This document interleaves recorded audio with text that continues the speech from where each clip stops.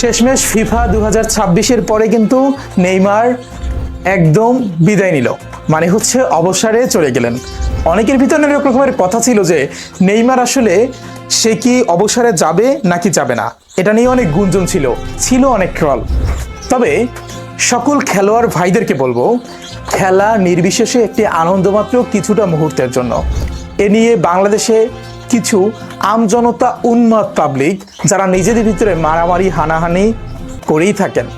তবে আপনাদেরকে একটা কথাই বলি, দিন শেষে খেলা খেলার জায়গায় রাখবেন এবং আপনি আপনার জায়গায় ঠিক থাকবেন। মনে রাখবেন, আপনার বাড়ির পাশে যে বন্ধুটাকে আপনি আজকে ট্রল করছেন কিংবা তাকে ছোট করছেন, সে কিন্তু একটা সময় আপনার বন্ধু হয়েই আসবে, কিংবা আপনার বিপদ আপদে সেই আগে ছাপিয়ে আসবে। এই যে নেইমার জুনিয়র বলেন, মেসি বলেন, রোনালদো বলেন, এটা কিন্তু কেউ আসবে না।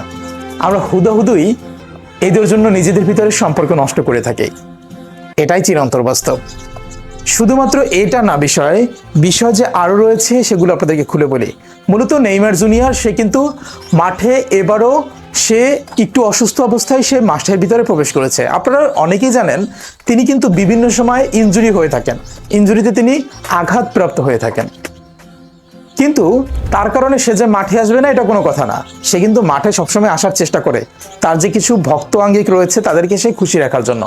বাট এইবার তিনি মাঠে যখন আসলেন তখন কিন্তু সে কান্না করে মাঠ থেকে বেরিয়ে গিয়েছে, এবং সে শুধু কান্না করেই বাড়ায়নি, সে মাঠ থেকে বেরিয়ে যাওয়ার পরে সে কিন্তু নিজে সম্পূর্ণ ঠিক করে ফেলেছে সে আর এই খেলার জগতে আসবে না, কিংবা সে ফুলফিল অবসরে চলে যাবে। কিন্তু এখানে একটা সন্দেহ ছিল। কি সন্দেহ? সন্দেহ ছিল এটাই যে নেইমার জুনিয়র হয়তোবা তার বাবার কথা বলার রিকোয়েস্টে সে আবার ফিরেও আসতে পারে।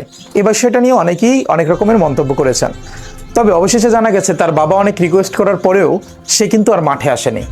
আর সে মাঠে আসেনি শুধু এটুকুই নয়, সে পুরোপুরি বলে দিয়েছে আমি এখন অবসর চাই, অবসর একটা জীবন চাই। জি, কয়েকদিন আগে আপনারা দেখেছেন যে রোনালদো সে কিন্তু তার 1000 কোটি টাকার যে পার্সোনাল বিমান রয়েছে সেটা নিয়ে কিন্তু বেশ জায়গায় দেশ বিদেশে ঘুরে বেড়াচ্ছে। আর এটা নিয়ে কিন্তু প্রতিবেদন অবশ্যই আমাদের কাছে আসবে। নেক্সট ভিডিওতে চোখ রাখুন। ধন্যবাদ। নেইমার জুনিয়র সম্পর্কে আপনি আর কিছু জানতে চাইলে কমেন্টে জানাতে পারেন। ধন্যবাদ। আসসালামু আলাইকুম।